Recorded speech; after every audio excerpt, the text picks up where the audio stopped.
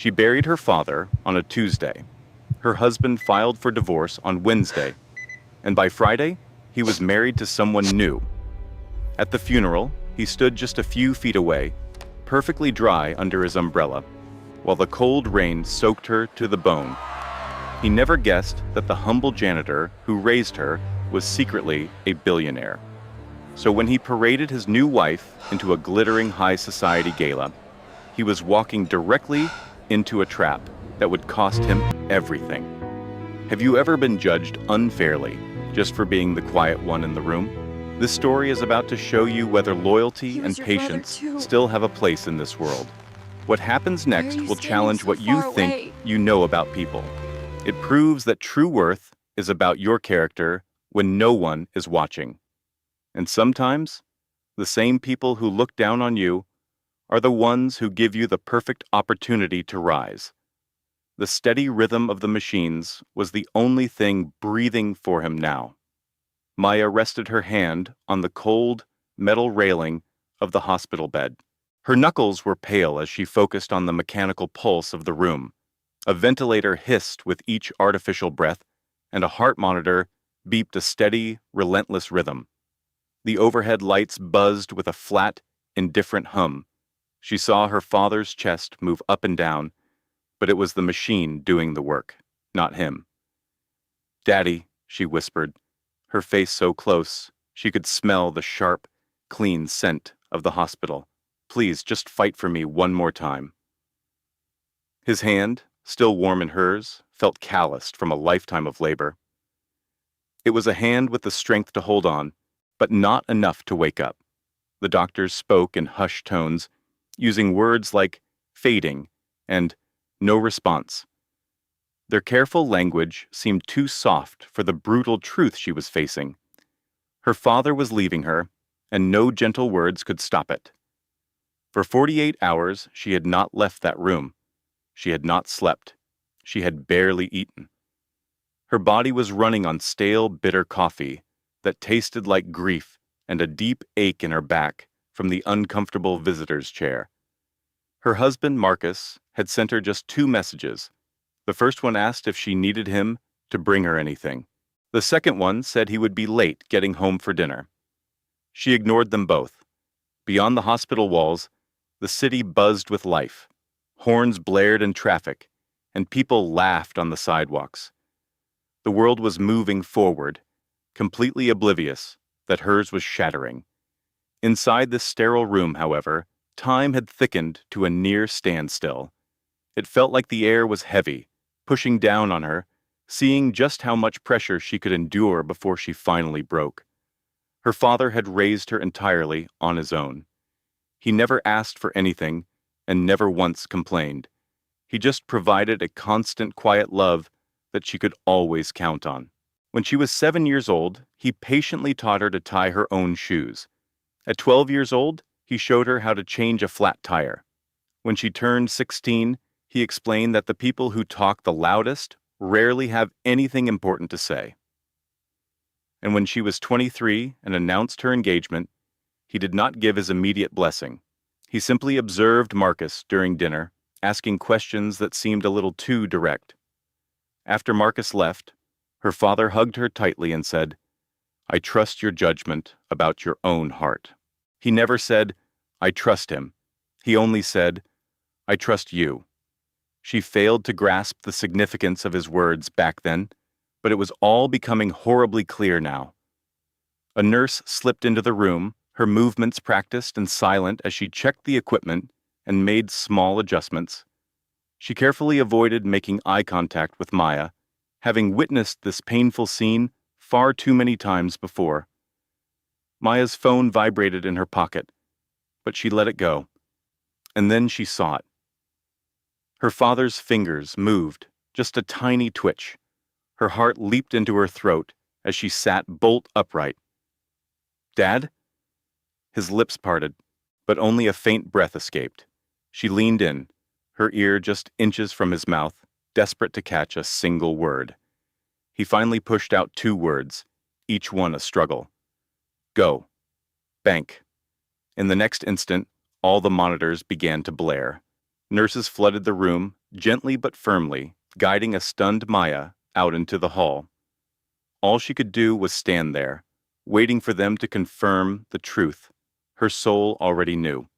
Her father was gone, and she had no idea what his final words were supposed to mean. Growing up, Maya assumed all fathers worked two jobs, because hers always did.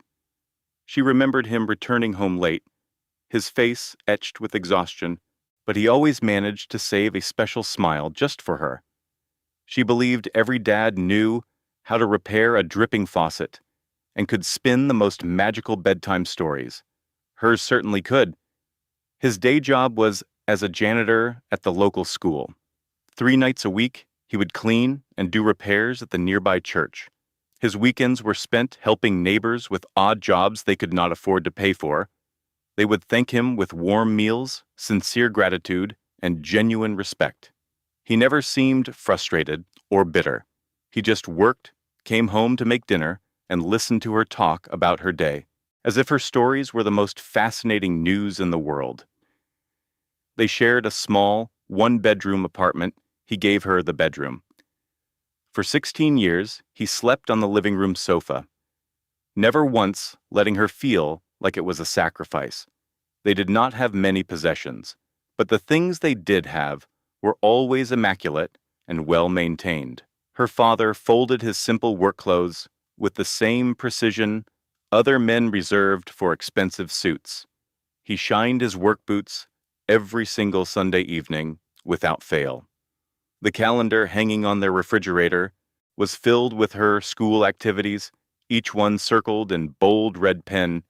He attended every single one.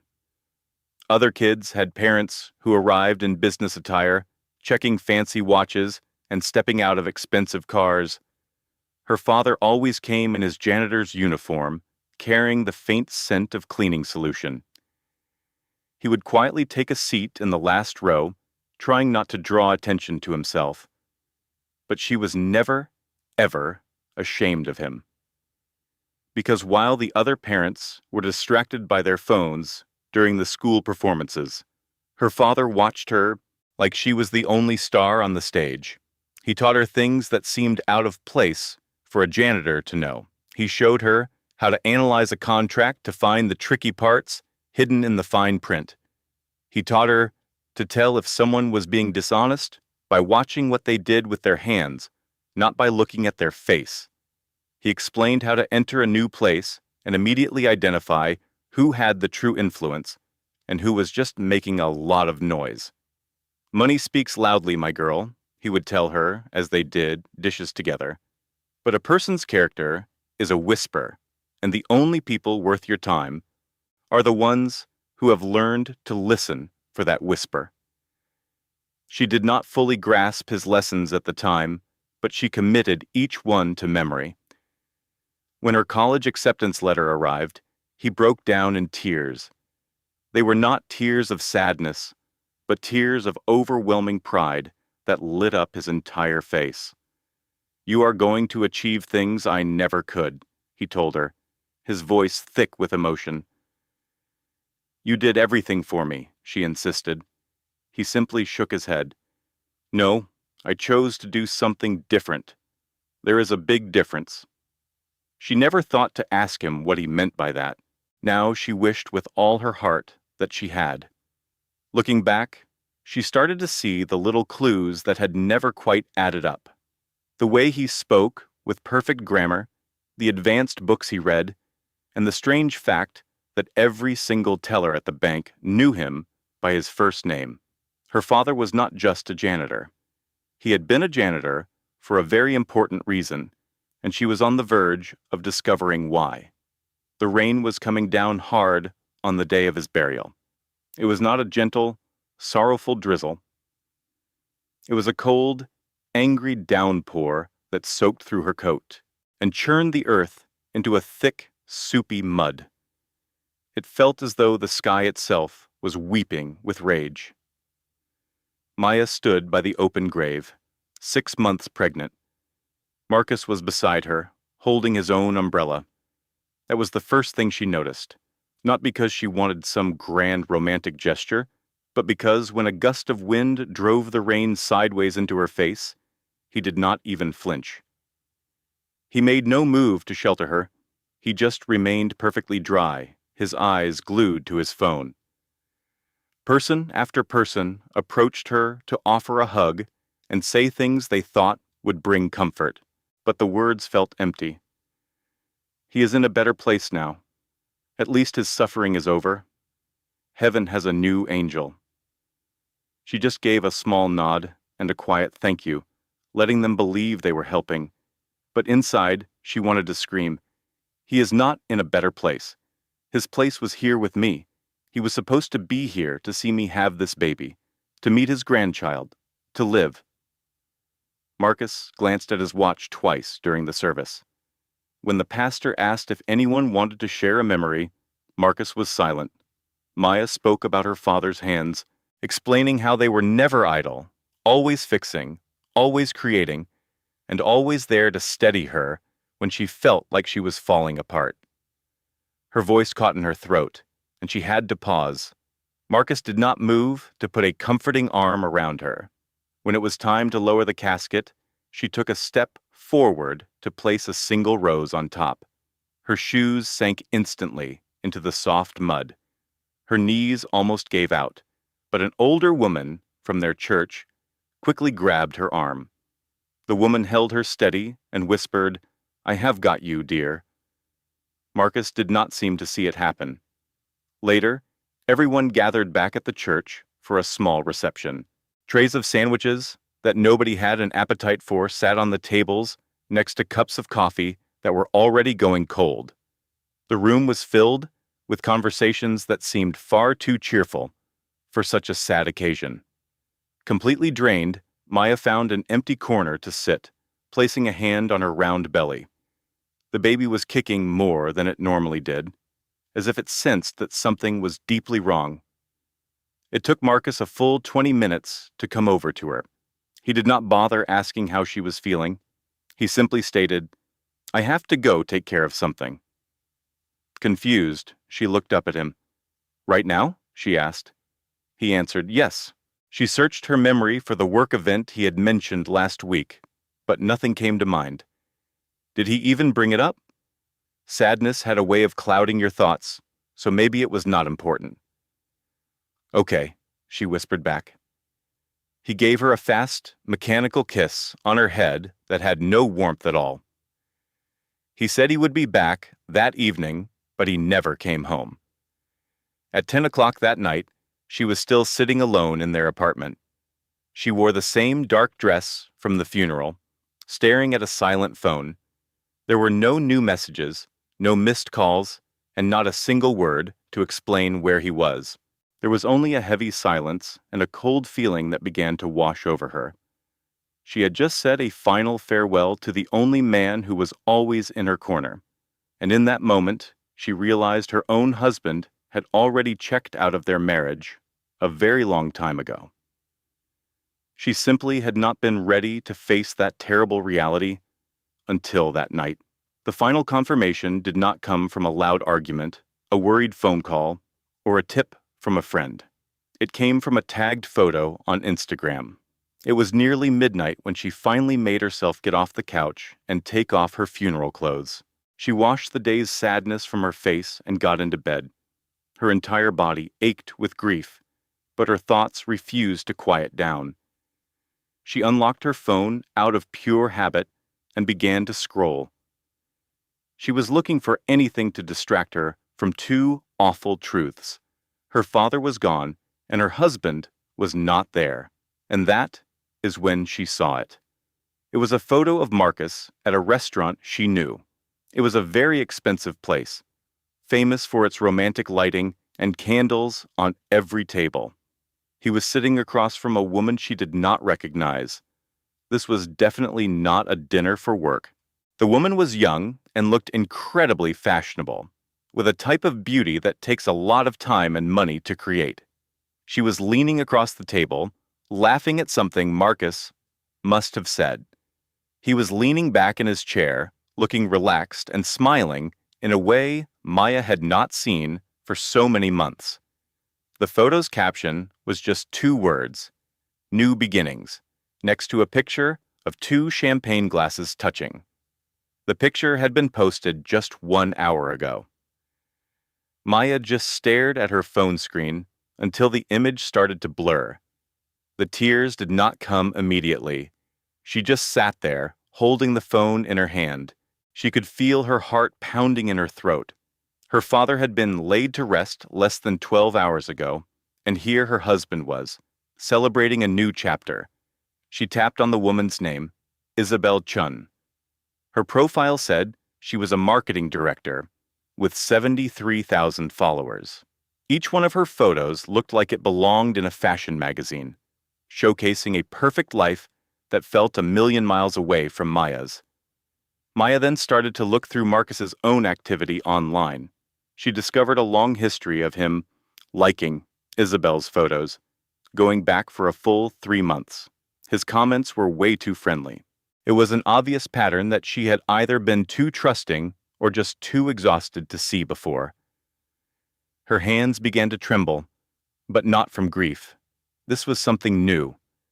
It was a sharp, burning anger, as if her body was finally admitting the betrayal her mind had refused to see. She climbed out of bed, went to the bathroom, and gripped the sides of the sink. She stared at her own reflection in the mirror, pregnant, worn out, and completely alone. She was married to a man who did not have the basic decency to wait even one day after her father's funeral to take another woman out on a date. She did not smash anything. She did not scream. She did not even grab her phone to call him and demand an explanation. She just stood there, breathing slowly and deeply, and felt the baby move inside her. After a moment, she returned to bed, put her phone on the nightstand, and decided to wait. Marcus finally came home at 2:14 in the morning. She heard the soft sound of the door opening, the jingle of his keys on the kitchen counter, and his footsteps in the hall. He did not even bother to check on her. He walked straight into the guest room. In that single moment, Maya knew her marriage was over. What she did not realize was just how much worse things were about to become. He decided to wait until morning to talk to her. This was not an act of kindness. It was because cowards prefer to do their dirty work in the light of day. Maya was in the kitchen, looking into a coffee mug she had no intention of drinking, when Marcus came in. He looked well rested and had already showered, as if he had been preparing for this moment. "We need to talk," he said, making it sound like an order.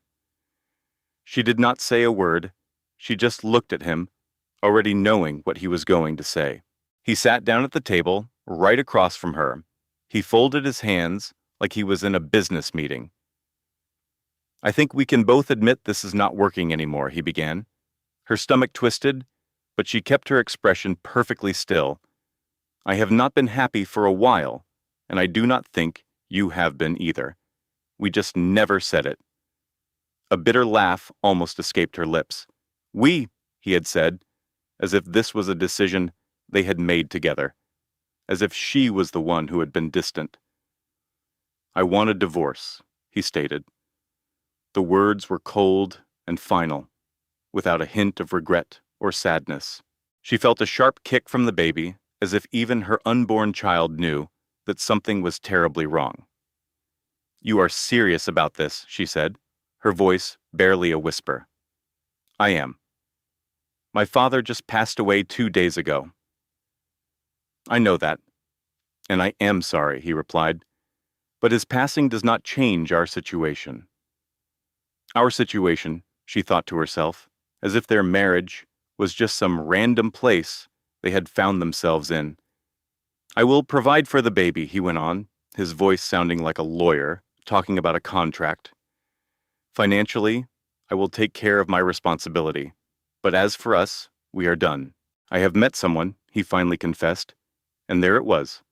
She looked at him and saw the person he truly was for the very first time. This was the man she had put her trust in, the man she had married, the man who had made promises in front of all their loved ones, and now he was sitting there, calm and collected, taking her entire life apart, like it was a stack of papers. "I have already spoken with a lawyer," he told her. "The papers will be ready by the end of this week. All you will have to do is sign." "Just sign," she repeated, her voice sounding hollow. "Yes, I am trying to make this as easy as possible for you." Easy. A sudden wave of rage washed over her. She wanted to scream, to throw her coffee mug at his perfectly composed face. She wanted to demand to know how he could do this to her, right now, in this way, without a single sign of guilt. But she held back. A piece of advice her father had given her, over and over, came rushing back. "When someone shows you their true colors," he would always tell her, "believe them the first time." Marcus was showing her exactly who he was, and she believed him. "Okay," she said. He blinked, surprised. He had clearly been ready for a fight. "Okay? Well, if that is what you want, then okay." He pushed his chair back and stood up, looking enormously relieved. "I truly think this is for the best, for both of us." She said nothing. He turned and walked out of the kitchen, and then out of their apartment. He left her there, 6 months pregnant and all by herself. In that silent moment, she remembered the last thing her father had ever said to her. "Go to the bank." She grabbed her coat and walked straight out the door. If you think that leaving a person when they are at their weakest moment is just an unfortunate part of life, you really need to hear the rest of this story.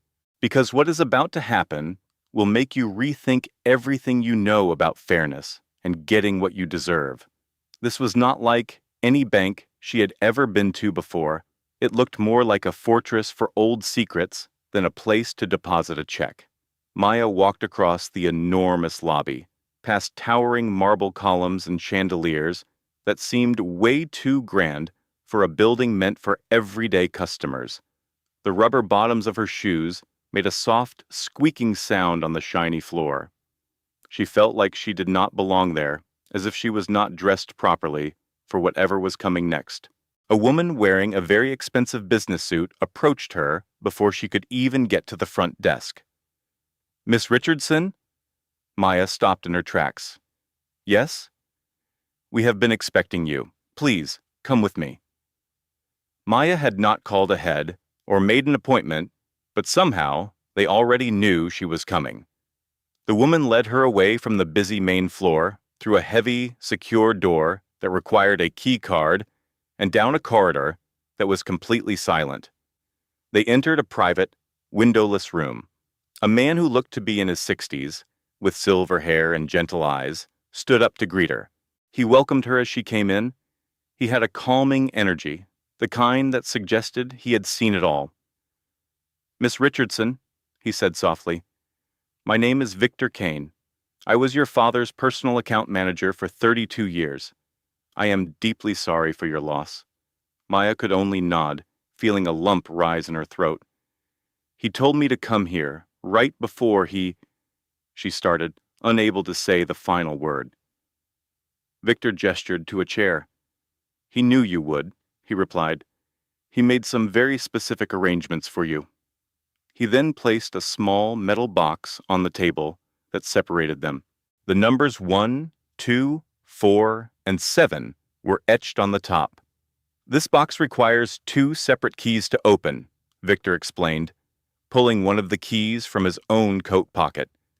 "Your key should have been with his personal belongings." Maya opened her handbag and pulled out the large envelope the hospital staff had given her. Inside, among her father's wedding band and his old wristwatch, was a small brass key. It had seemed unimportant until this very moment. She passed the key to Victor. He inserted both keys into their locks and turned them at the very same time. There was a loud, satisfying click. Victor lifted the box's lid and then took a small step back. He spoke softly. "I will give you a moment alone. Please, take all the time you need." After saying this, he quietly left the room and pulled the door closed behind him. Maya could only stare down at the contents. Right on top was a sheaf of papers fastened with a black clip, along with a sealed envelope. Her name was written on it in her father's familiar script. But something else lay underneath, and the sight of it made her draw a sharp breath. It was a collection of old photographs. The one at the top showed her father, maybe 25 years old, beaming with pride in front of an enormous mansion. He was wearing a suit that was worth more than her car, and he was surrounded by people who looked like they owned the world. Her eyes moved to the next item, an old yellowed newspaper clipping that was still easy to read. The headline declared, "Hartwell, heir disappears following family conflict." She checked the date, which was from 34 years ago. The name printed under the headline was James Hartwell III. She glanced back at the picture. It was clearly her father, but that was not the name she knew. Her hands began to shake as she reached for the stack of documents. The first document was a legal trust, established 28 years in the past. It had been revised just 3 weeks before her father passed away. The beneficiary was listed as Maya Richardson. The person overseeing the trust was Victor Kane. She scanned the dense legal text, understanding very little.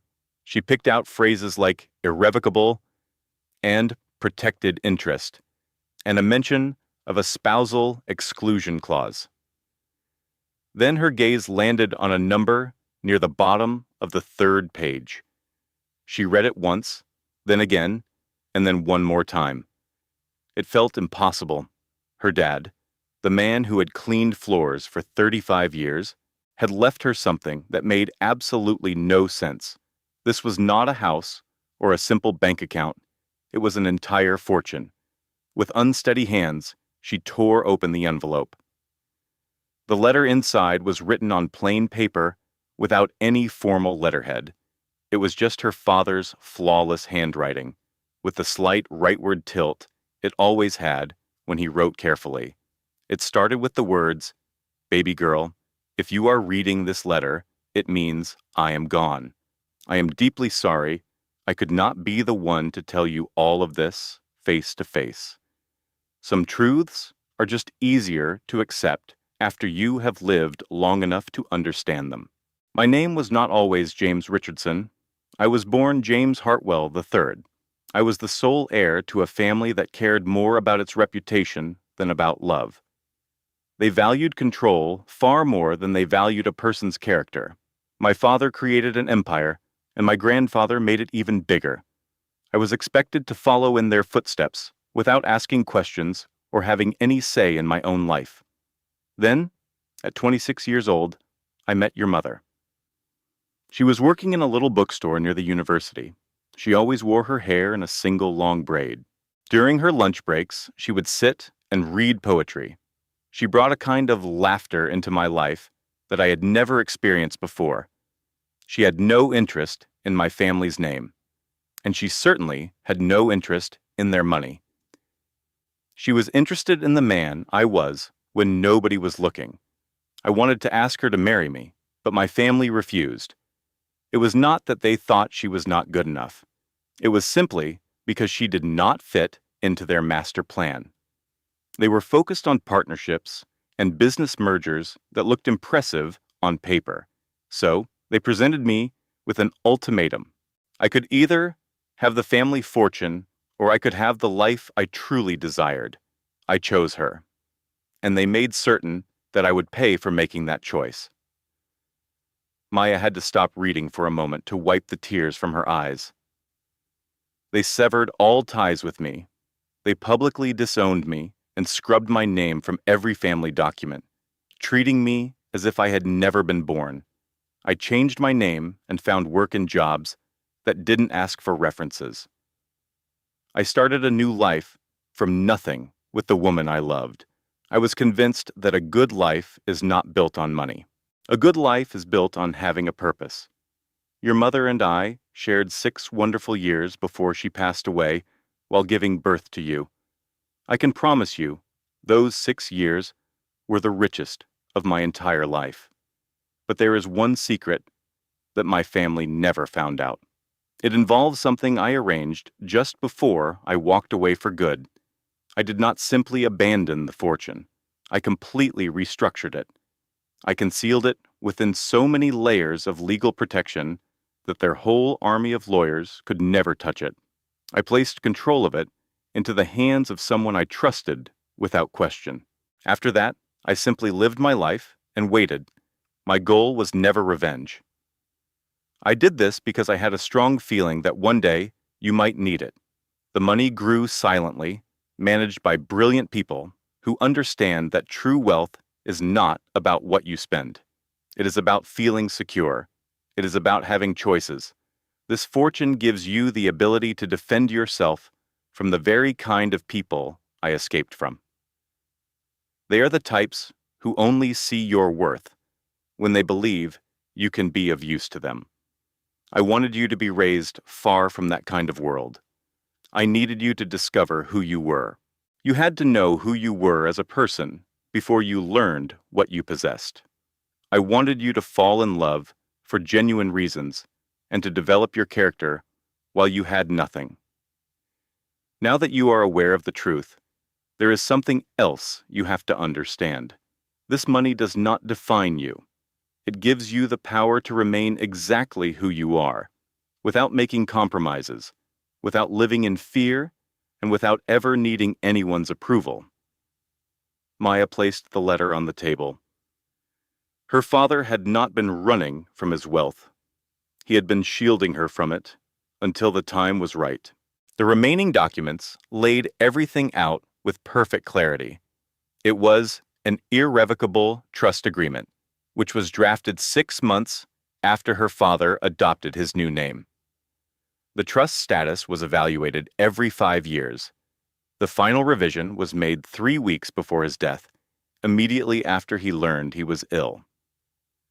Maya reviewed the document slowly, absorbing every word.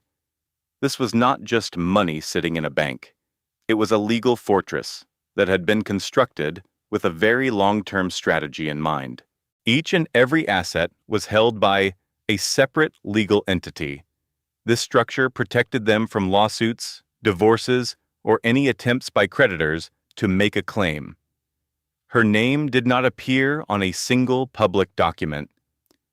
There were no tax records or property deeds that could ever be traced back to her. Victor Kane, the man who delivered the box, was the designated trustee. He possessed the complete authority to manage and safeguard everything. However, he could not spend $1 without her written permission now that she was older than 25. She had celebrated her 25th birthday just 3 months earlier. One specific section caused her to pause and reflect. It was titled the Spousal Exclusion Clause. She read it over, trying to make sense of the legal terms. And then it became clear. If she were to ever marry, her husband would have absolutely no claim to any of her assets. The fortune belonged to her and her alone, and it was protected forever. This was not a punishment. It was not a signal that her father distrusted a future spouse. It was the most powerful form of protection he could offer. Her father had witnessed wealthy families being destroyed by bitter divorces.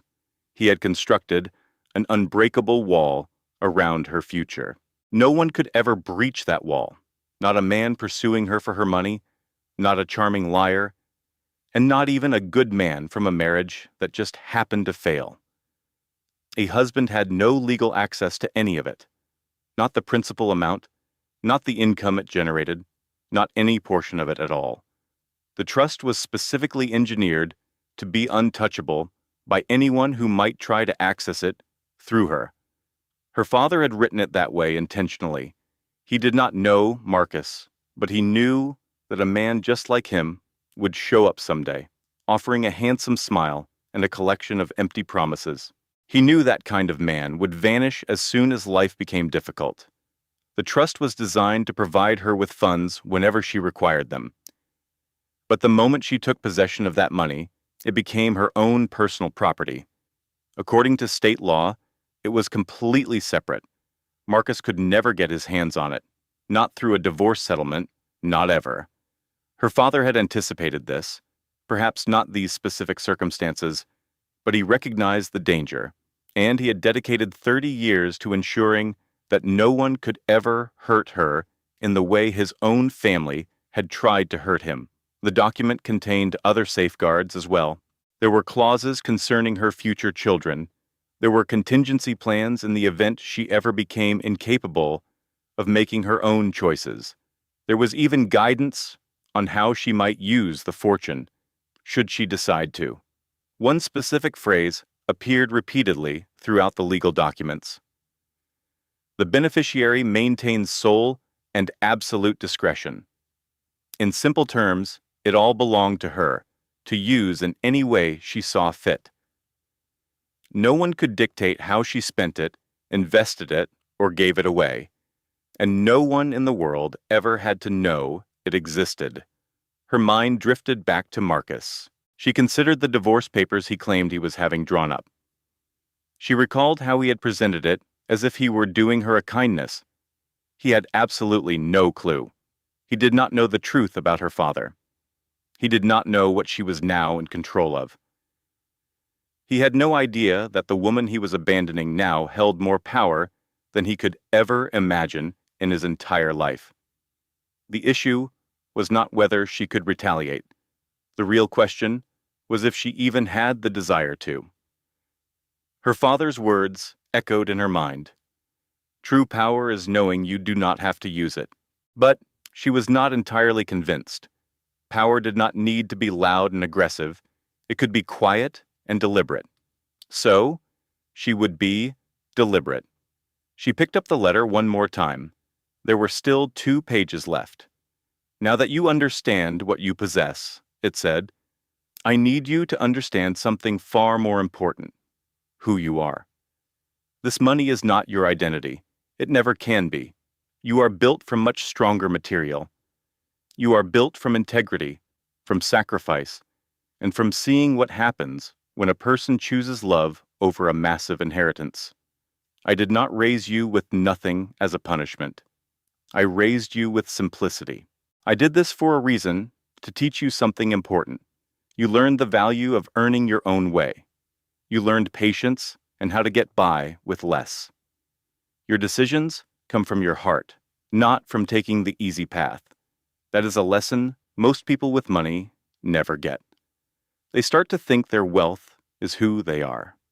They believe it gives them strength, but really, it just makes them noisy.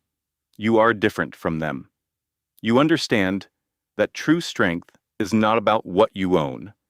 It is about who you are when you have nothing left. And now, my dear, you have it all. Please, always remember this lesson, because life is about to show you how it works. The truth always comes out in the end. It might take some time, but it is guaranteed.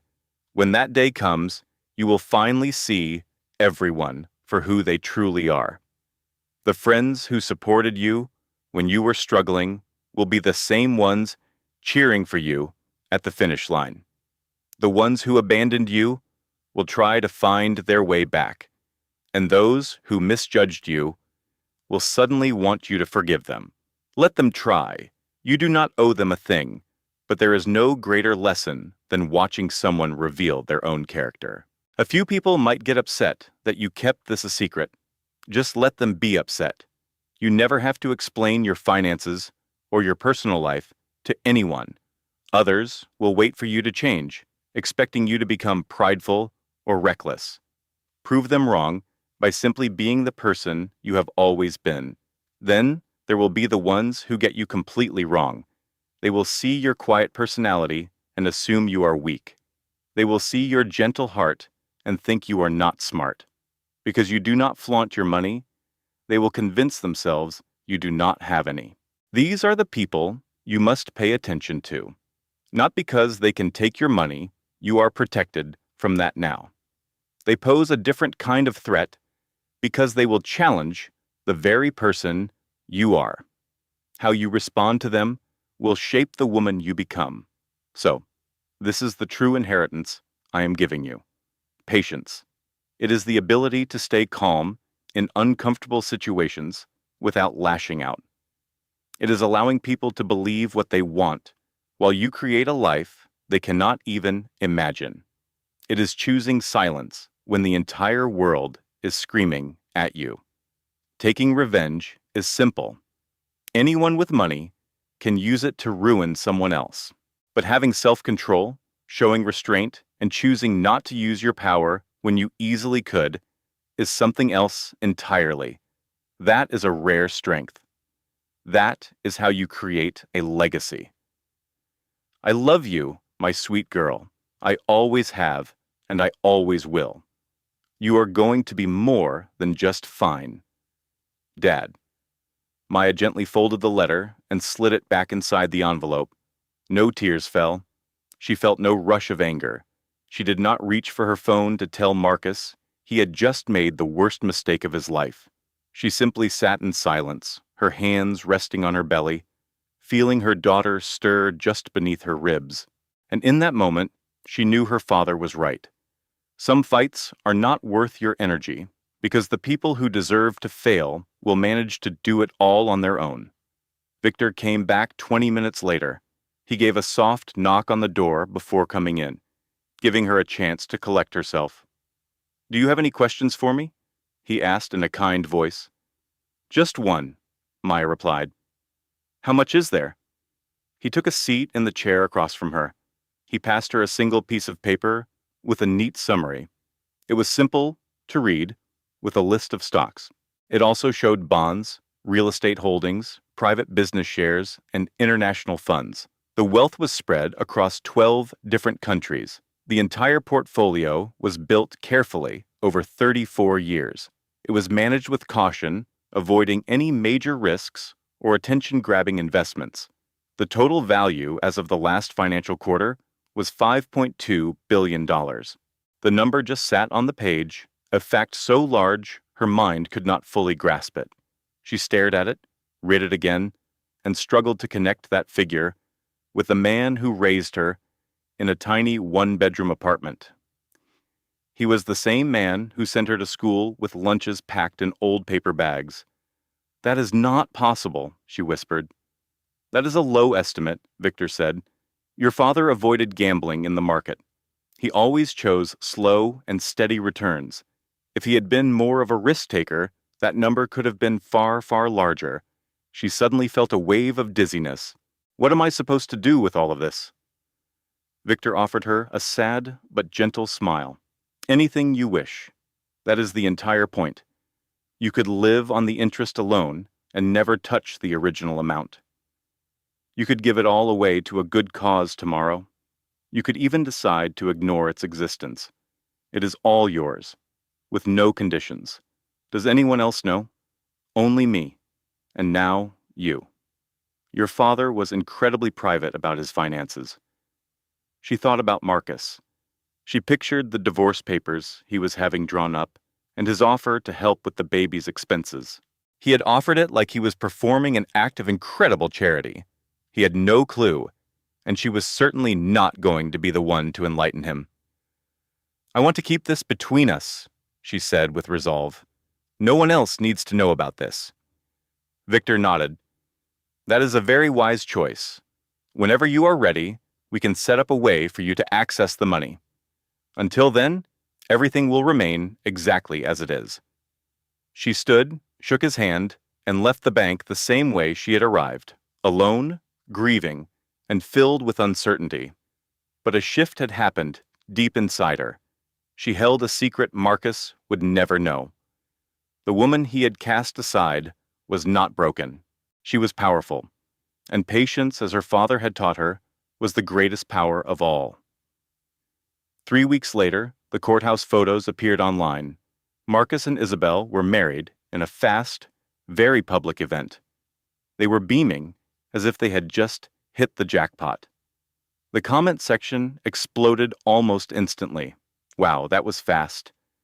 Did his wife not just lose her father?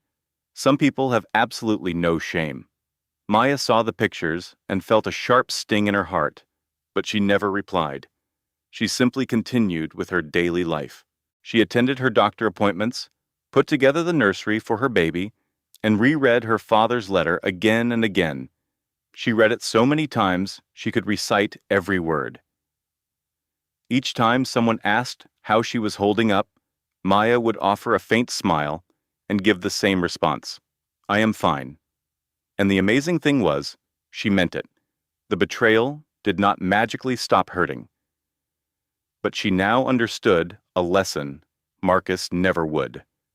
True strength has no need for an audience. It simply waits for the perfect time to act. Just think about that for a moment. Real power is quiet until the moment it is needed. Most people feel an urge to announce their power the second they get it. But the people who have truly earned it see things differently. Marcus moved very quickly. Their divorce was finalized in just 43 days. His new wedding took place only 12 days after that. Maya signed every document without a single argument. She requested no money from him. She did not argue over the few possessions they shared. She took only what was hers by law, which amounted to almost nothing. She allowed him to walk away, believing he had handled the entire breakup like a mature adult. He made one post about it on social media. It was a carefully written message about moving on with dignity and choosing his own happiness. The comments poured in, a mix of praise and disgust. "Good for you, man. Life is too short. Seriously, you could not wait 6 months? Her father just passed away. This is exactly why people have lost faith in marriage." Isabel also posted. It was a picture of her hand showing off a massive glittering new ring. Her caption read, "When you know, you just know." The internet had a lot to say about it, and the opinions were strong. Maya turned into a topic people discussed over dinner. She was the pregnant wife abandoned by her husband, the woman who stayed silent and never defended herself. She became the person everyone was watching, waiting for the moment she would finally fall apart. Her husband had left her immediately after her father's funeral. The story was heartbreaking, tragic, and made her seem utterly helpless. She heard about all of it from others. Friends would call, unsure of what to say. Acquaintances would send her awkward text messages. Complete strangers online argued about whether Marcus was a villain or just a man following his heart. She never corrected anyone. She never stood up for herself. And she never tried to explain that she was doing okay. In fact, she was doing better than okay. She just kept her head down and waited, because her father taught her a lesson very few people ever learn. Public opinion changes like the weather, but your true character is permanent. And at that very moment, Marcus was showing the entire world what kind of person he really was. She did not have to say anything at all. By the 7th month of her pregnancy, the online gossip had mostly faded away. People moved on to new scandals, fresher rumors, and other people's messy lives. Maya filled her days by assembling baby furniture, washing tiny outfits, and reading books on childbirth that were both terrifying and comforting. Victor called her once a week to see how she was, making sure she had everything she needed. She always told him she did, but the truth was far more complex. She was not worried about money. Victor had set up a monthly transfer for a small amount. It paid for her rent, her groceries, and her doctor visits without raising any questions. But she was struggling with her emotions. It was not about Marcus, but rather his complete and total silence. Her father was gone. Her husband was gone.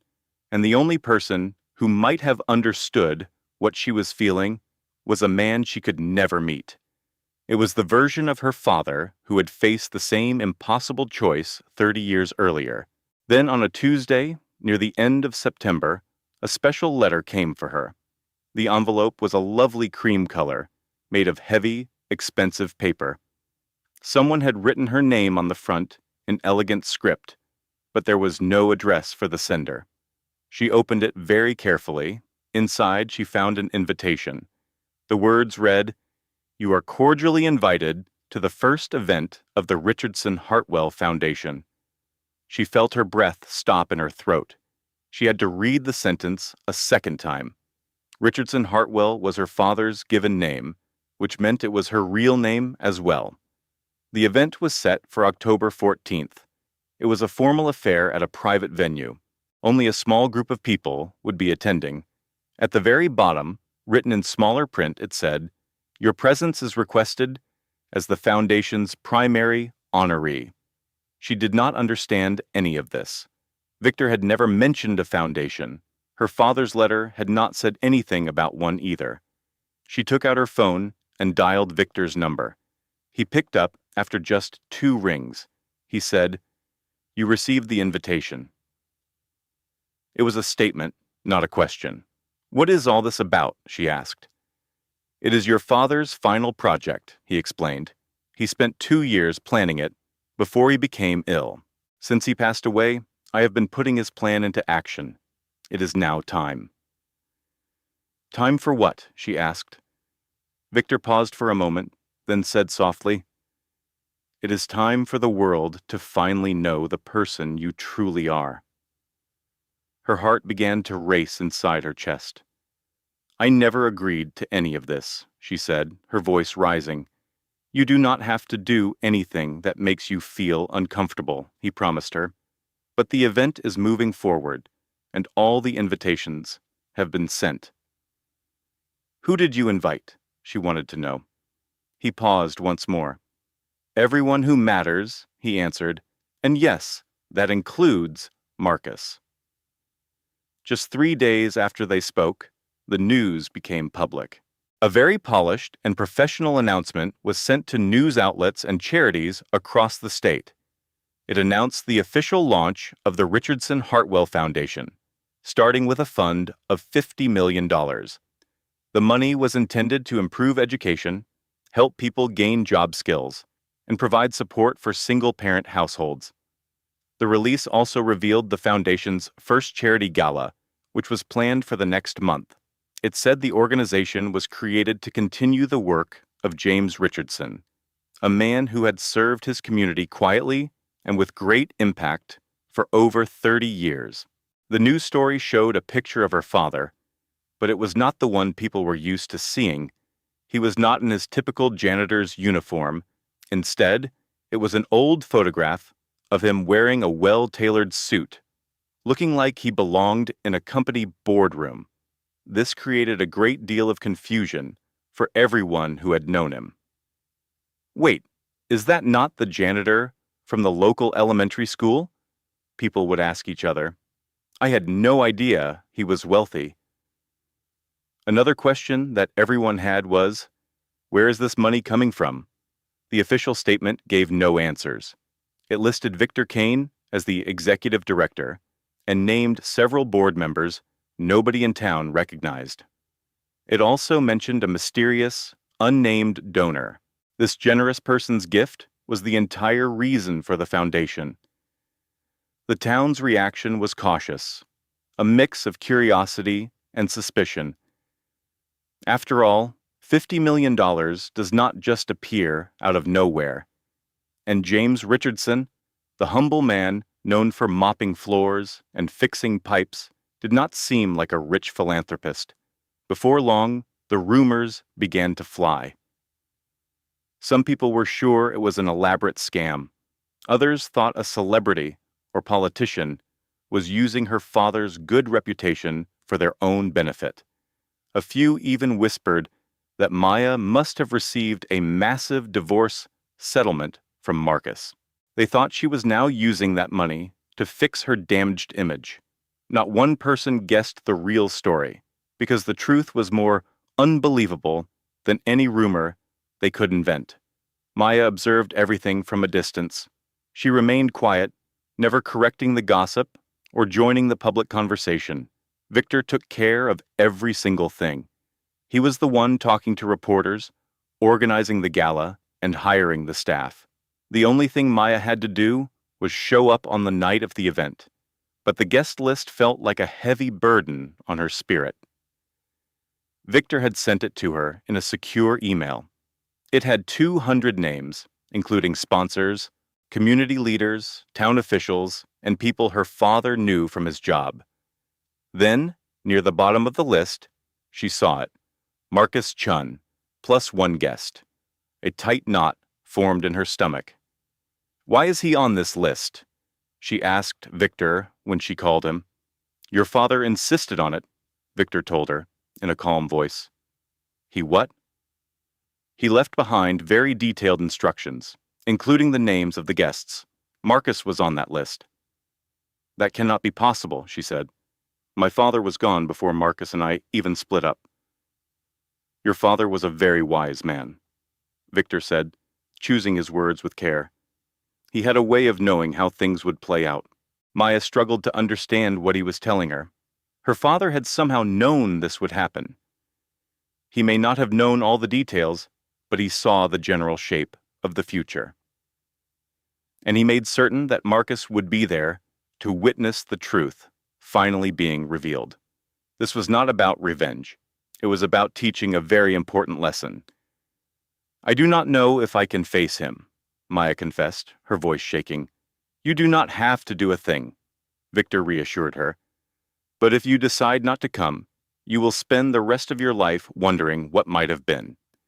She thought about her father's letter, about his advice to be patient and let people show their true colors. "He will bring Isabel with him," she said very quietly. "That is very likely," Victor confirmed, "and all the guests will be whispering." "They are already whispering," he gently reminded her. She took a long, unsteady breath. At that exact moment, she felt the baby kick, and she placed a protective hand over her belly. "Okay," she finally said with resolve. "I will be there." "Good," Victor said, "because this evening is not about him. It is about you.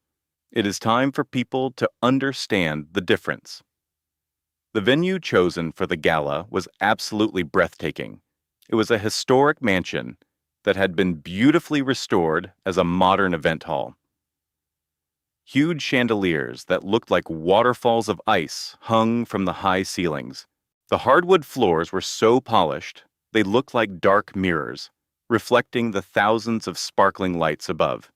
Each table was covered in rich fabric that likely cost more than a month of someone's rent. Maya got there 30 minutes before the other guests were scheduled to arrive. Victor met her at a private side entrance. He looked at her, and a warm smile spread across his face. "You look absolutely perfect," he told her. She had picked her gown very carefully. It was a deep emerald green with a high waist that flowed beautifully over her growing belly. Her hair was pulled back into a simple, graceful knot. She wore very little jewelry, but there was one significant piece, a diamond necklace she had taken out of the bank vault. It was a classic and elegant piece that looked simple to someone who did not know better.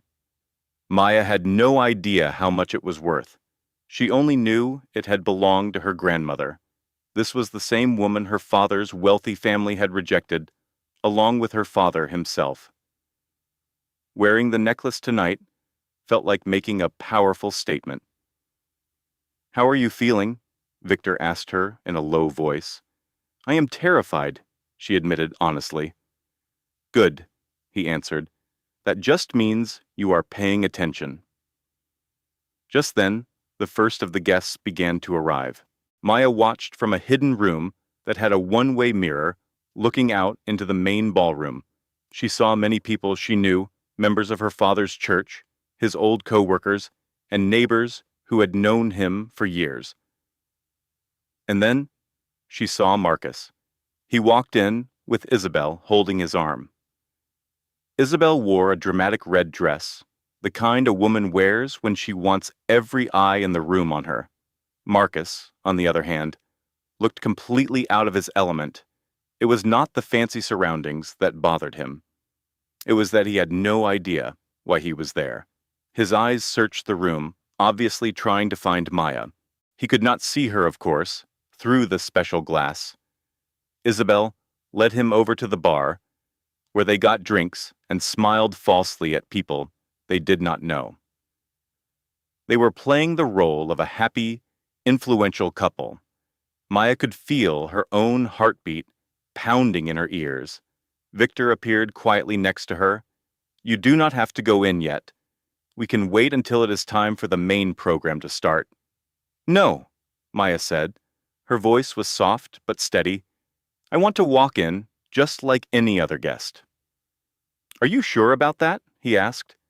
She only nodded, thinking of something important her father once told her.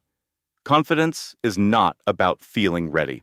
It is about moving forward even when you do not feel ready at all. She turned away from the window, left the small viewing room, and walked down a long hall. When she reached the main entrance to the ballroom, she paused for just a second. She took one long, calming breath, and then she stepped inside. The room did not go silent all at once, but the feeling inside it shifted entirely. The quiet buzz of conversation began to die down as people stopped talking in the middle of their sentences. One after another, every single person in the room turned to look at her. It was not a grand entrance. The reason they all stared was simple. She was clearly pregnant, and she was standing there all by herself. She watched as looks of dawning realization and pure shock spread across the faces in the crowd. The truth hit everyone in the room at once. Marcus finally saw her. His expression shifted from surprise to confusion, then twisted into something that looked like pure fear. His new girlfriend, Isabel, leaned in to say something, but Marcus was silent. He simply could not look away from Maya. But Maya never once glanced toward him. She moved with a quiet confidence to a table reserved for her near the front. After sitting down, she placed her hands in her lap, telling herself to just breathe. A kind-faced older woman walked over to her. "You must be Maya," she said softly. "Your father spoke of you all the time." "I am so sorry for your loss," the woman added. "Thank you," Maya whispered back. The woman gave her a warm smile. "He would have been so proud of you for being here tonight." Maya felt a lump form in her throat and could only manage to nod. Soon, other guests came to her table. They all offered their sympathy and told sweet stories about her father. On the far side of the room, Marcus sat completely still in his chair. A horrible feeling began to take root in his mind. This was not just another charity event. This whole night was about her. And he had no idea what was coming next. Just then, all the lights in the ballroom began to dim. A single spotlight landed on a microphone in the center of the stage. A man named Victor walked up to it. "Good evening, everyone," he started. "Thank you all for coming. Tonight, we are not just launching a new foundation. We are here to honor a man who lived by his beliefs. A man who always did what was right, even if no one else was around to see it." Victor spoke about her father's dedication and his kindness. He described a man you could always depend on. Across the ballroom, people nodded and some wiped away tears. Then, Victor's tone became serious. But there is a part of his story that almost nobody knows. James Richardson made an impossible choice, and 34 years ago. He walked away from a future of incredible wealth and power. He did it because he refused to leave the woman that he loved. He changed his name, he started his life over with nothing, and he built everything on his own good character, not on a family fortune. A quiet buzz of confusion started to move through the audience. Marcus was leaning forward in his chair now, listening to every single word. That one decision cost him everything his family cared about, Victor said. But he gained something much more valuable in return. He gained his self-respect, and he gained a daughter who inherited his values instead of his riches. Victor paused, letting the power of his words fill the room. The Richardson Hartwell Foundation exists because James never forgot where he came from. For 30 years, he quietly made plans. He wanted to ensure his daughter would one day have the means to do good in the world without being tied to family drama or inherited privilege. Victor then turned and pointed directly at Maya. It is my great honor to introduce the founder and the primary benefactor of this foundation, Ms. Maya Richardson. The room broke into applause. It started as a polite clap, but grew into a thunderous roar as everyone understood the truth. Maya stood up and walked toward the stage. Every step Maya took toward that stage was calm and deliberate. She watched the look on Marcus's face change as he put the pieces together. She saw his confusion turn to understanding and then to complete and utter shock. He was finally getting it. Her father's real name was Richardson Hartwell. The $50 million donation, the foundation, it all belonged to her. Isabel looked at him, confused by his strange reaction, but he said nothing to explain. He just sat there, staring at the woman he had left, the woman who was grieving her father and was 6 months pregnant with his child. The woman he thought he had broken was now holding the attention of 200 people. They were all finally seeing a truth he had been too arrogant to notice. She was not a charity case. She was an heiress. Maya reached the microphone and adjusted its height. The entire ballroom fell completely silent. She did not even give Marcus a passing look. Instead, she looked out at the faces of the people who had truly loved her father, the people who were there to celebrate his life. Then she started to speak. Her voice was not loud, but it was steady and perfectly clear. My father taught me that the biggest decisions we make in our lives are the ones that nobody else ever sees. He taught me that real love is not about what is easy. It is about being there for people when life gets difficult, especially when no one is watching you, and especially when it would be simpler to just walk away. A few people in the audience nodded their heads. He also taught me that money without morals is just noise. He said true strength is not about what you own. It is about what you choose to do with what you have when no one is telling you what to do. She glanced at her notes and took a calming breath. Most of you in this room knew my father as a janitor, a handyman who showed up early and stayed late and never asked for any recognition. She looked up at the audience again. But what you did not know is that he was born into one of the wealthiest families on the East Coast. He was supposed to inherit a massive company. But he gave it all up.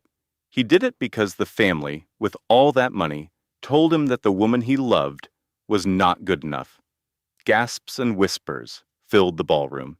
He proved every single one of them wrong. Her voice did not shake. He spent the next 34 years of his life proving that a good life is not measured by the size of your bank account. It is measured by the quality of your character. And when he died, he left me something much better than money. She paused for a moment. He left me a choice. The room was so quiet, you could hear a pin drop. I could have kept all of this a secret. I could have taken the money he left for me and just disappeared. Nobody would have known. Nobody would have cared. She looked right at the audience. But my father did not hide his money because he was ashamed of it. He hid it because he wanted me to know who I was long before I knew what I had. The importance of that sentence hung in the air. And now that I know both, I am choosing to continue his legacy. I am going to build something that helps people. I will support the ones that are often overlooked. I will help families who are struggling. Just then, Victor walked back on stage.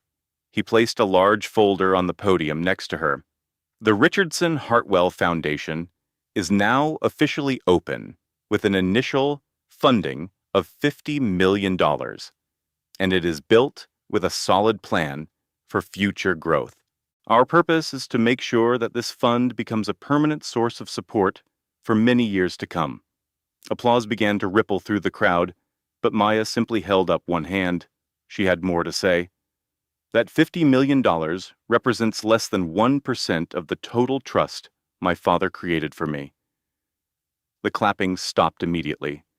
Guests stared at each other in disbelief, trying to do the quick math in their heads. The total value, at the close of the last business period, is $5.2 billion. A heavy silence fell over the entire ballroom. It was more than just shock. It was the sound of a new reality setting in. Maya did not smile. She did not look proud. She just stated the number as a fact. I am not saying this to impress you. I am saying this so that one thing is perfectly clear.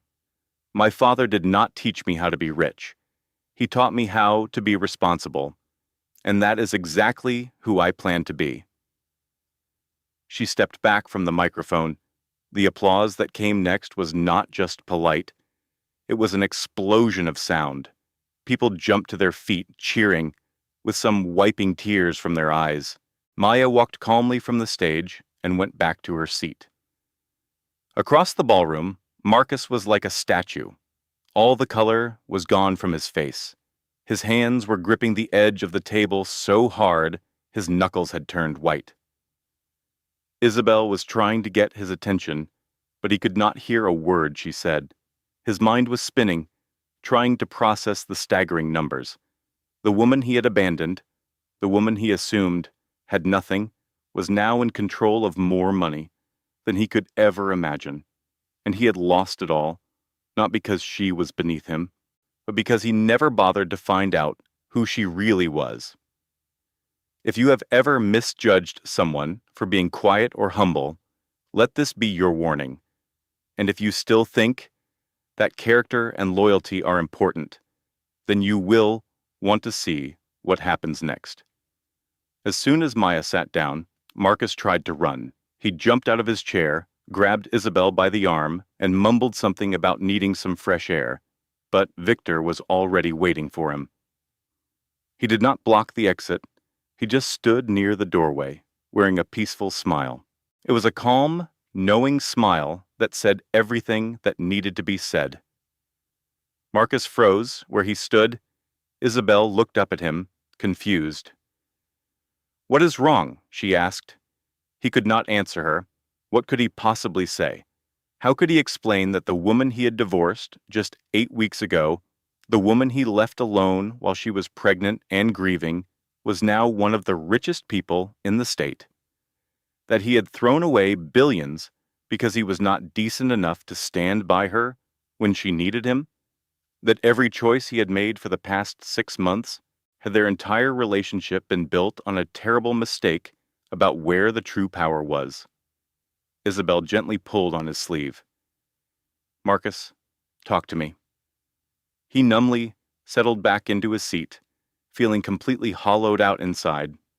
The room was alive with happy chatter all around them. Guests talked with excitement about the new foundation, Maya's amazing grace under pressure, and her father's incredible life story. Someone nearby remarked, "Can you imagine giving away that much money just to be with the one you love? That is amazing." Another person added, "And to raise a daughter who is so poised and strong, that is even more rare." Marcus heard every single word. Each comment felt like a sharp poke, reminding him of everything he was not. He glanced over at Maya. She was now surrounded by a crowd of supporters, congratulating her, hugging her, and offering their help. She looked exhausted, but her sense of purpose was clear and strong. She never once looked in his direction. It was not because she was angry. It was because, in her world, he no longer mattered at all. The truth finally began to dawn on Isabel. "Wait," she said, speaking very slowly. "That is your ex-wife?" He could only give a slight nod. "The one you said had nothing?" He did not answer. She slowly pulled her hand away from his, her gaze locked on him. "Marcus, what did you know about all this?" "Nothing," he replied in a low voice. I had no idea about any of it. You did not ever ask? He finally looked at her and saw her expression shift. He could practically see her thoughts spinning as she reevaluated their entire life together. She was not angry with him. She was analyzing him, wondering if she had made a huge mistake by tying her future to a man who was so blind to what was right in front of him. He saw it and felt it, and it hit him that this must be how Maya had felt. The feeling of being judged by someone you thought you could trust, all because of new information, was deeply shaming. I need to talk to her, he said suddenly. Do not, Isabel warned. I have to. Marcus, just leave it alone. But he was already on his feet and heading for Maya's table. Victor smoothly stepped into his path, his attitude polite but unyielding. She is not seeing anyone right now. I only need 5 minutes. She is not available. Marcus clenched his jaw. You do not have the right to answer for her. I do not need the right, Victor said calmly. She asked me to make sure you understood. There is nothing left to discuss. The words felt like a heavy door shutting in his face. It was definite. It was over. Marcus stood there, totally powerless, while the woman he had misjudged so badly continued to talk with people who were actually important. He had wished for some sense of closure, a reason, or maybe even a shot at being forgiven. But Maya did not owe him any of that, and she was not going to offer it. About 10 minutes later, she left quietly through a side exit. There was no big announcement. She was just gone. Marcus watched her leave, and for the first time in his entire life, he understood what it was like to be completely and totally unimportant. Naomi Grace Richardson was born on a Thursday.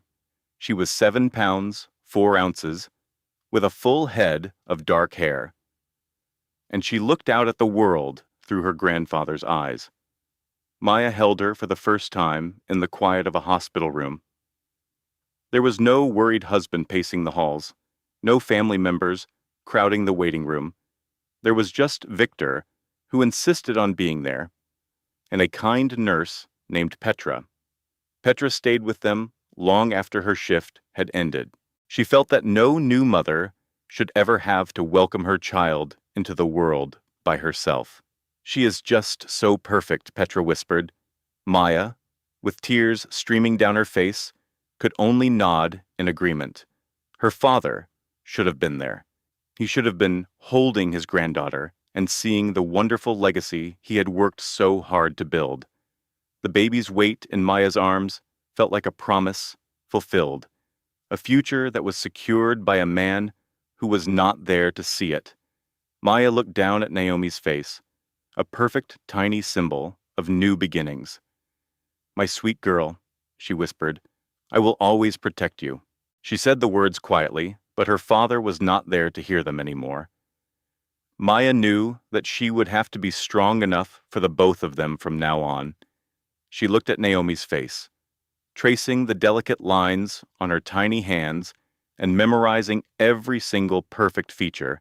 She whispered to the baby, Your grandpa loved you so much, even before he ever got to meet you. She continued, He made certain you would have a life that was safe, secure, and full of every opportunity. Naomi made a tiny yawn. She was an impossibly small person, but she was also completely whole. Victor moved closer to the bed. His expression was filled with a grandfather's warmth as he looked at the newborn. He said, James would have been so incredibly proud. He told her softly, You have done a wonderful thing, Maya. She finally took a long, deep breath. I feel like I just managed to survive, she admitted. He smiled and said, That is more than what a lot of people can do. She remained in the hospital for 2 more days. She figured out the schedule for feedings, the simple art of changing a diaper, and how to get by on just 2 hours of sleep. A bouquet of flowers showed up from Marcus. They were the generic kind you could find in any store, and the card had a simple note. It said, Congratulations. Wishing you both the best." She dropped them in the trash can without a second thought. It was not a move made out of anger. It was simply a quiet way of confirming that the flowers meant nothing. They were a hollow gesture from a man who had already chosen to be a stranger. Around the same time, Isabel shared a new photo on her social media. It was a picture of her and Marcus at a cheerful brunch, and they both had big smiles. The caption read, "Making the choice for joy every single day." Maya did not even bother to read the comments. Her attention was on matters that were much more important. When she finally took Naomi home, the apartment felt completely transformed. The rooms seemed a little smaller and much more peaceful, but they were also full of a new kind of life that had never been there before. She placed the bassinet right next to her bed. She put up the mobile her father had purchased months before his health took a turn for the worse. He had carved the little wooden animals by hand during his long, sleepless nights. She had discovered them in his apartment after he had passed away. They were wrapped up carefully with a small note attached that said, "For when she gets here." Now those same little animals spun slowly above his granddaughter. They created soft, dancing shadows on the wall. Maya sat down in the rocking chair and held Naomi in her arms. She started to sing. It was a lullaby that her father used to sing to her when she was a small child and had trouble sleeping. For the first time since he was gone, a feeling that resembled peace settled over her. The sadness was still there, but she was finally starting to grasp the lesson he had tried so hard to teach her. A legacy is not about the material things you leave for other people. It is about the people you shape to continue your values. The foundation started to expand at a rate that amazed everyone. In just 6 months, it had already given scholarships to 40 students. They also launched a new center for career training. The foundation formed partnerships with 3 different local nonprofit organizations.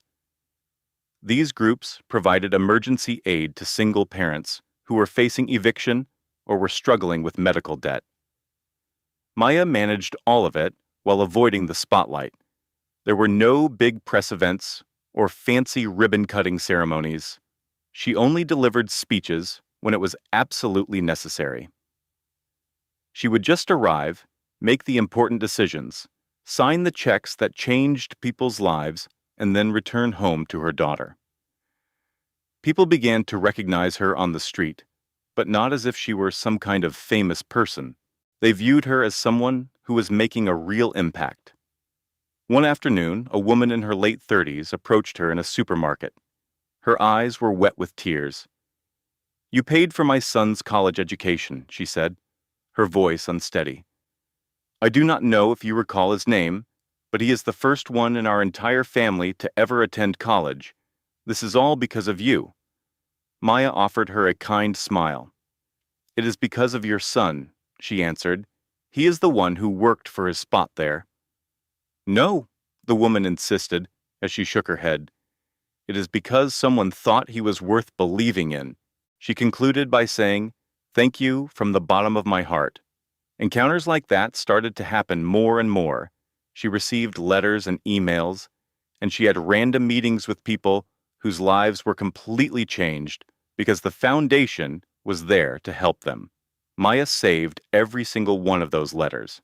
She would read them on the difficult days, anytime she felt a small wave of doubt about whether her efforts truly made a difference. It did make a difference. It was never about the money itself. It was about what the money could do for other people. Her father had been right the whole time. Wealth without a reason is just meaningless noise. But wealth that is directed with a purpose is how you create something that will endure. By the time Naomi had her first birthday, the foundation was active in 3 different counties. Victor managed the day-to-day work, while Maya set the overall direction. After a while, people no longer questioned where the funding came from. They were just grateful that it was always there whenever someone was in need. Marcus would hear about Maya's work from time to time. He would hear it from people they both knew, see it on social media, or her name would come up in conversation in certain circles. This left him feeling deeply unsettled. He even tried to make a donation once. He wrote a check for $5,000 and sent it straight to the foundation's head office. Victor sent it right back. There was no note of explanation. All that was inside the envelope was his own uncashed check and a piece of paper with a single word on it: declined. After that, Marcus never tried to donate again. Isabel finally left him, just 14 months after the gala. Her departure was not filled with drama. It was a simple matter of fact. She had finally understood what Maya knew all along. Marcus was the type of man who was always searching for a better deal. The very second he believed he had found something superior, he would make a switch. He would also trade back down just as fast when he realized his error. She had no interest in being the next person he completely miscalculated. Their divorce was handled swiftly and without any fuss. It barely caused a stir, because by then, Marcus had become the very thing Maya predicted he would be. He was no longer important. She never intended to destroy him. She just built a new life for herself that he was not a part of. By doing that, she turned him into a small footnote in a story that was never really about him in the first place. Marcus saw Naomi only one more time, and it was purely by chance. He was taking a walk through a park near his office when he noticed them. Maya was pushing a baby stroller, and Naomi, who looked to be about 18 months old, was pointing at birds and chattering with joy. Maya looked transformed. She carried herself with a new kind of strength and self-assurance, in a way he had never seen when they were a couple. For a brief moment, he considered going over to them to say hello. But then he realized Victor was there with them. Victor was walking right beside the stroller. He was laughing at something Naomi had just babbled. He was completely in the moment, a way Marcus himself had never been. So Marcus just stayed where he was, watching them from a distance. Naomi had her mother's beautiful smile and her grandfather's wise eyes. She appeared healthy, joyful, and completely cherished. A strange knot began to form in Marcus's stomach. It was not quite jealousy. It was more like a sudden, painful understanding. He saw that he had been offered a chance to be in that life. He could have been the one pushing that stroller, the one listening to his daughter's laughter. He could have created something with true value. But he had taken a different path. It was not because Maya was not enough for him. It was because he had convinced himself that she was too much effort. He had craved a life that was effortless and uncomplicated. Instead, what he ended up with was a life that felt empty. Isabel was gone. His professional standing had taken one quiet blow after another. He did not realize the full extent of the harm until people simply stopped returning his calls. The upgraded life he thought he was getting felt more hollow with each passing year. In that same amount of time, Maya had constructed something that could not be ignored. She did not do it with big announcements or out of a desire for revenge. She accomplished it through quiet, consistent hard work. The foundation continued to expand. Her name began appearing in circles that truly mattered, like on educational committees and the boards of nonprofits. She never sought out the spotlight, but the spotlight found her. People will always admire someone who is capable, and she had proven her capability time and time again. Marcus, by comparison, was completely stuck. His career had hit a wall. Every one of his relationships was superficial and lacked any real connection. His life seemed more like a performance he was putting on for an audience, rather than something he was genuinely experiencing. Every now and then, he would think about getting in touch with her. He thought maybe he could offer an apology or attempt to justify his choices, but what could he possibly say? I am sorry I abandoned you when things got difficult. I am sorry I was unable to recognize your true worth. I am sorry my pride was too big to even ask a question. None of it could possibly change a thing. Maya had moved on from him, absolutely and forever. He was left completely alone with a hard lesson that he learned much too late to be of any use. The years went by. Naomi began kindergarten, and the foundation marked its 5th anniversary. Maya's name at last showed up in a major business magazine. The headline of the story was, "The Philanthropist You Have Never Heard of."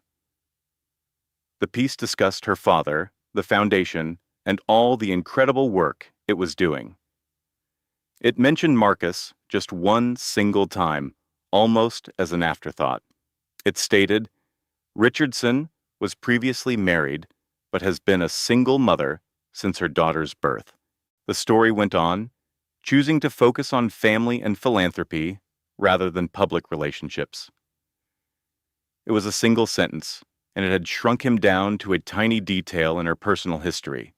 He read it twice, and it felt like a sharp jab. It was not because the words were cruel, but because they were completely accurate. He had been reduced to a minor detail, a brief chapter in her personal story. He was just someone who was around for a short time and then was gone before anything truly meaningful happened. And the most agonizing part of it all was knowing he had earned it. Maya stood in her father's old apartment for the last time. 6 years had passed since her father's death. 6 years of building, of growing up, and of finding out who she was without anyone else's influence. Naomi was spending the afternoon with Victor, which gave Maya the space she needed to close this final chapter by herself. She walked through the familiar rooms, which seemed much smaller now than she remembered. She ran her fingers along the kitchen counter, where her father had made so many meals. She sat on the couch that had served as his bed for 16 years. To make way for the future, the apartment was now an empty shell. All of the furniture had been given to new homes, and his personal items were neatly packed away. Only the memories were left, along with a single envelope she had kept for this very moment. It was the one Victor had advised her to hold on to until she felt truly prepared. She opened it carefully. The letter inside said, "My dear girl, if you are reading this, it means enough time has gone by for you to truly hear my words. Losing someone is not a form of punishment. It is a form of permission. It is permission to become the person you were always meant to be. When there is no one left to tell you how to live, you gain the freedom to choose for yourself. It is an opportunity to build a life founded on your own principles, not a life spent trying to win someone else's approval. It is an opportunity to move on from anyone who is unable to see your worth. You do this not from a place of anger, but because you are busy creating something beautiful. Through these years, you have shown everyone what I have known all along. A person's character is not measured by their possessions. It is defined by the decisions they make when everything is on the line. Some people might say you were simply fortunate, that you were given money, status, and opportunity. Let them think that. What they will never understand is that wealth without wisdom is meaningless. And you, my darling, possessed wisdom long before you had any wealth. I am so incredibly proud of you, not because of your success, but because of your unfailing kindness. You have consistently stayed humble, and you have consistently been true to your heart. That is the true inheritance I am leaving you. All my love, Dad." She carefully folded the letter and slid it back into its envelope. She brushed away a couple of tears that had escaped. Then she locked the apartment door one last time and walked out into the bright afternoon sun. Her daughter, Naomi Whelmy, was waiting for her down at Victor's office. The little girl came running to her as soon as she saw her. "Mama!" Maya scooped her daughter into a huge hug, holding her tight. "Did you have a fun day?" she asked. "We had ice cream," Naomi said excitedly. "Of course you did," Maya replied, looking at Victor with a smile. He just offered a playful shrug and a grin. "Grandfather Perks," he said with a wink. The three of them started walking to the car, with Naomi excitedly talking all about her day. Victor asked her silly questions that made her giggle. As Maya buckled her daughter into her car seat, she gazed at this wonderful little human. Naomi would never get to meet her grandfather, but Maya knew she would be raised with all of his values. In that peaceful moment, a feeling she thought was gone forever started to return. She felt a powerful sense of gratitude. It was not for the money or the things she inherited, but for the person she was finally free to become. Her father had been correct from the start. Losing him was not the end of her story. It was a brand new start. It was her opportunity to finally build the life she truly wanted, without needing anyone's permission or feeling the need to make excuses. And deep in her heart, she knew she had made the perfect choice. If this story resonated with you and made you think about family, resilience, or new chapters in life, please consider subscribing. You will be choosing stories that help you grow, not just fill the time. Let's explore these lessons together. Hello, everyone, and thank you for staying with us until the very end. We are so thankful for your support. If you connected with this story, please show us by clicking that like button. Make sure you subscribe to our channel and leave your thoughts in a comment down below. We really do love reading what you have to share. And the great news is that the experience does not have to end here. Simply click on the video that you see on your screen to begin another incredible journey. We promise it is a story you are not going to want to miss. Thank you once again for being such a wonderful part of our community.